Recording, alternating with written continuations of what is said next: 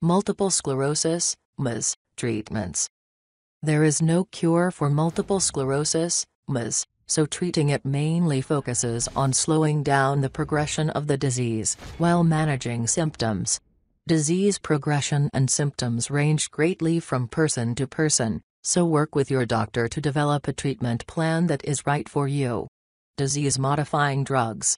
Disease-modifying medicines can reduce the frequency and severity of relapses. They also can control the growth of lesions and reduce symptoms.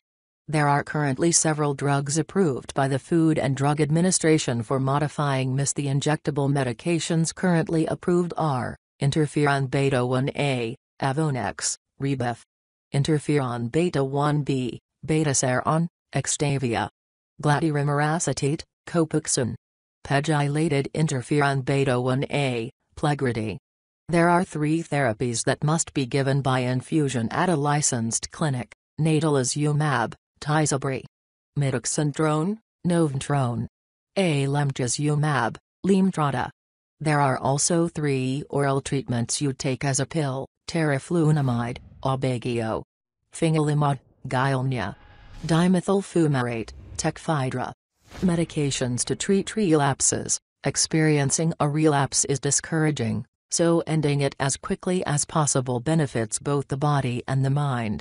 Inflammation is a key feature of MS relapses, and it can lead to many of the secondary symptoms.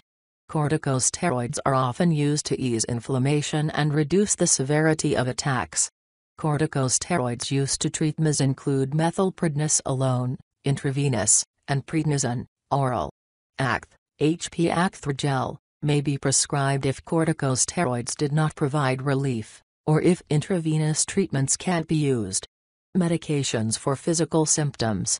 Muscle relaxants are often suggested for people with MS. That's because relaxing muscles helps with the very common MS symptoms of pain, spasms, and fatigue. Relieving those symptoms can also help with depression. Drugs for muscle stiffness include baclofen, Ulrisl; cyclobenzaprine, Flexeril; diazepam, Valium; tizanidine, Xanaflex. Drugs used to treat fatigue may include amantadine hydrochloride, Simetrol, and modafinil, Provigil. Fluoxetine, Prozac, is also often prescribed, since it helps combat both fatigue and depression.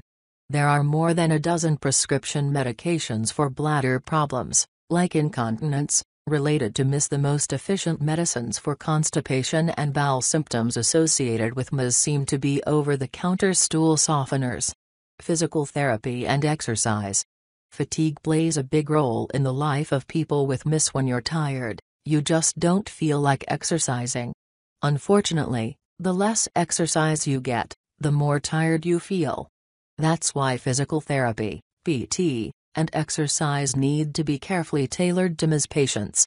Things like keeping session times short and increasing exercise over time are important factors. When should a MS patient seek out PT? Certainly during a relapse that has produced a change in functions like walking, coordination, strength, or energy. The goal of PT during relapse is to return to a prior level of function, if possible.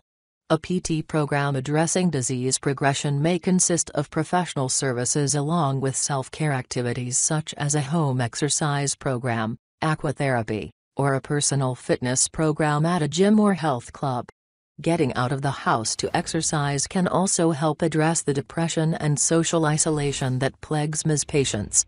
Constant movement and activity is absolutely critical to fighting MS. As you build and modify your MS exercise routine, make sure you include basic stretches you can do sitting or from bed. When you feel comfortable with those exercises, add more demanding exercises like walking, water exercise, or dancing. Anything you can do with others, especially exercise you really enjoy, will help. Managing emotion in the midst of change. People with MS are faced with a constantly changing illness. This creates a painfully difficult emotional state. You might feel depression, grief, emotional instability, and anger, perhaps all in the same day. Keeping cool when you have MS calls for creative solutions. Antidepressants very often are helpful, but they are also usually not enough. And while talk therapy with a licensed practitioner is a very good idea, you may need help from someone who has a more personal understanding of MS. Look to your local MS Society for Education, counseling references, and support groups. Find people who know that you are more than your disease and keep a positive outlook. We don't have a cure yet, but thousands are working every day to improve the quality of life for MS patients.